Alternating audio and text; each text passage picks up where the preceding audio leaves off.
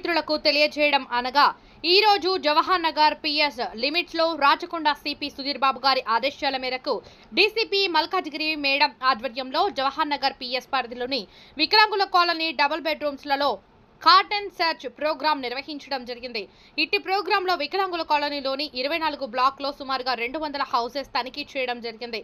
ప్రతి ఒక్క ఇంట్లో ఉన్న వ్యక్తిని చెక్ చేసి ఆధార్ కార్డు మరియు వారి వాహనాల యొక్క డ్రైవింగ్ లైసెన్స్ ఆర్సీ తనిఖీలు చేయడం జరిగింది. అదేవిధంగా ఎటువంటి అనుమతి పత్రాలు లేని 20 టూ వీలర్స్ ని సీజ్ చేయడం జరిగింది. అదేవిధంగా కాలనీలో లిక్కర్ అమ్ముతున్న 17 మద్యం బాటిల్స్ స్వాధీనం చేసిన జరిగింది.